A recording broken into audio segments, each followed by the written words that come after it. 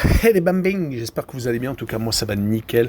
On se retrouve aujourd'hui pour la 23e journée de Ligue 1 qui se déroulera ce week-end entre le 23 et le 25 février. Les 9 matchs que j'analyse pour vous sont les suivants: Metz contre Lyon, Lorient contre Nantes, Strasbourg contre Brest, Lens contre Monaco, le gros choc de cette journée, Toulouse contre Lille, ce qui est pas mal également, Nice contre Clermont, Le Havre contre Reims, Paris Saint-Germain contre Rennes, la deuxième très belle affiche, et enfin Marseille qui accueillera Montpellier.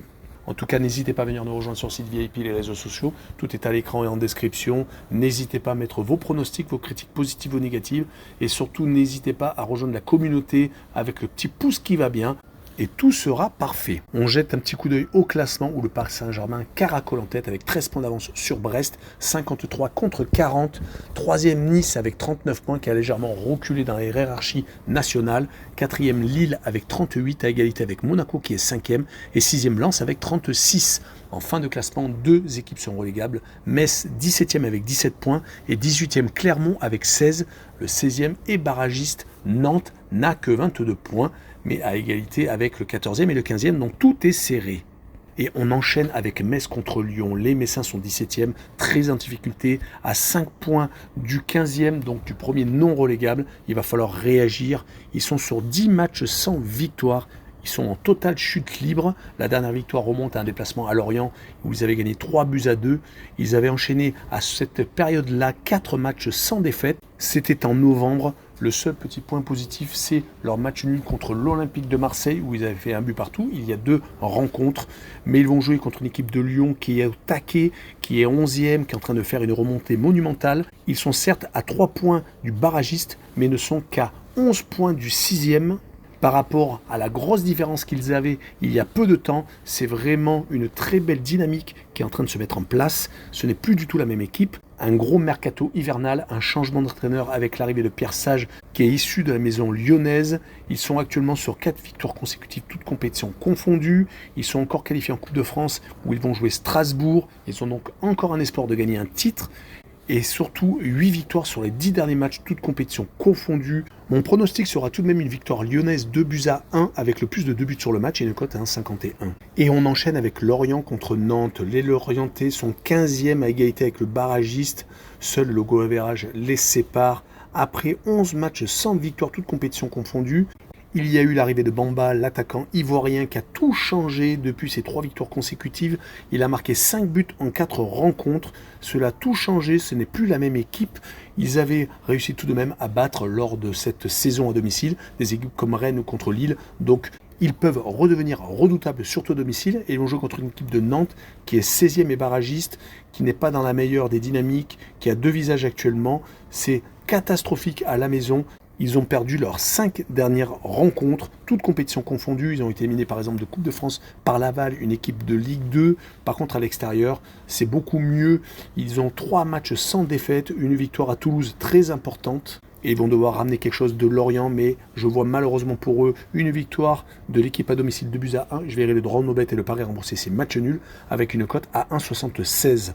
On poursuit avec Strasbourg contre Brest. Les Strasbourgeois sont 10e avec 3 points d'avance sur le barragiste. Pourtant, ils avaient une très belle période, mais ils sont beaucoup trop irréguliers, avec 5 victoires sur 6 matchs, toutes compétitions confondues, fin 2023 et début 2024. Ils n'ont pas réussi à tenir le rythme, et là, actuellement, ils sont sur 3 défaites sur les 4 derniers matchs. Ils sont en train de rechuter. Attention à ne pas totalement s'écrouler, car tout est serré au milieu de tableau, voire en que de classement. En tout cas, les Strasbourgeois vont jouer contre une équipe de Brest qui vient de passer seconde avec cette victoire contre l'Olympique de Marseille. Ils viennent de passer devant le duo azuréen Nice et Monaco. Leur participation à la C1 devient de plus en plus probable. Ils ont en plus eu un très gros calendrier avec le match contre le Paris Saint-Germain, contre Nice et dernièrement contre une équipe en difficulté, l'Olympique de Marseille. Et ils n'ont en plus pas perdu. Ils restent sur 5 matchs sans défaite à l'extérieur et 3 nuls consécutifs par contre. C'est pour cette raison que je verrai bien encore un partage de points à but partout et je verrai le away no bet et le match nul rembourser ces victoires de Brest à l'extérieur avec une cote à 1,95. Et on poursuit avec le premier choc de cette journée, Lens contre Monaco, le 6e qui reçoit le 5e. Les 6e sont à 3 points du podium, donc rien n'est perdu. Les Lensois ont fait le yo-yo cette saison, ils sont plutôt dans une bonne dynamique actuellement. Les 2 défaites contre le Paris Saint-Germain et contre Nice, fin 2023 et début 2024, plus l'élimination contre Monaco, sont loin derrière eux. Depuis, ils sont sur 5 matchs sans défaite, 3 victoires et 2 matchs nuls. Un possible quart de finale s'ils arrivent à se qualifier en allant à Fribourg, ramenant une victoire. Mais attention car ils risquent d'être fatigués contre une équipe qui ne joue pas la Coupe d'Europe. Les Monégasques sont 5e à 2 points du second. Mais les Monégasques déçoivent, leur entraîneur est déjà sur la sellette. Ils n'ont pas la fatigue des matchs en milieu de semaine, ce qui est tout de même un bon point, mais ils ont tout de même des mauvais résultats. Ils ont été éliminés en Coupe de France par un club de national Rouen et ils viennent de perdre à domicile contre Reims et contre Toulouse, malgré s'être imposés dans le derby azuréen contre Nice et également avoir fait match nul contre l'OM.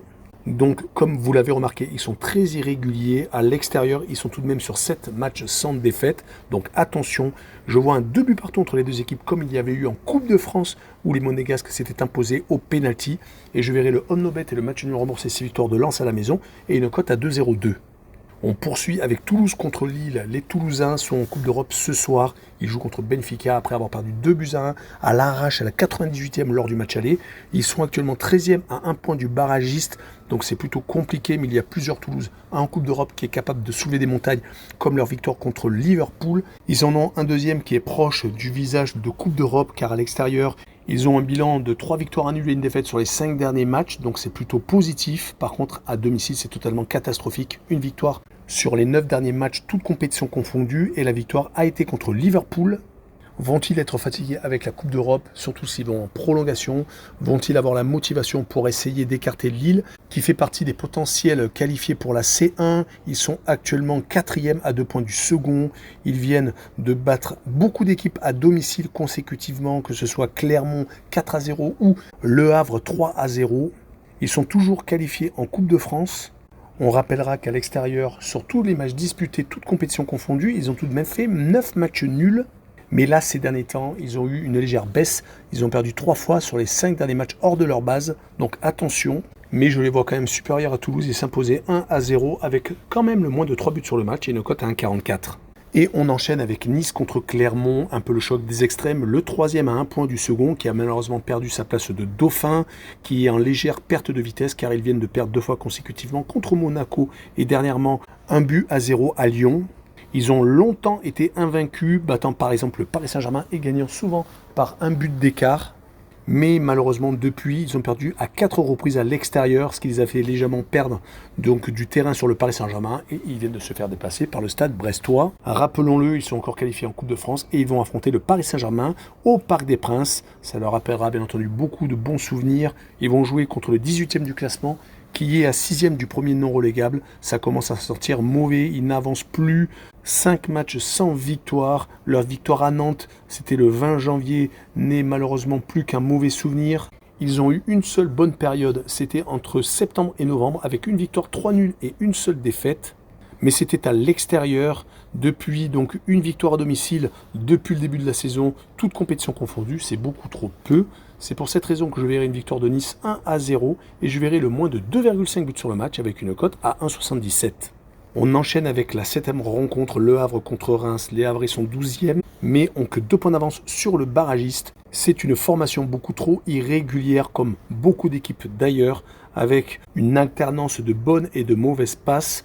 Ils avaient pris 12 points sur 15 possibles à une période pas si lointaine que ça, mais malheureusement, actuellement, c'est 5 matchs sans victoire, dont 3 défaites consécutives contre Strasbourg, contre Rennes et dernièrement contre Lille. Ce match est donc très important, mais les Rémois ne veulent pas se laisser faire. Ils sont 8e à 5 points du 6e, donc ils peuvent encore attraper une place en Coupe d'Europe en fin de saison.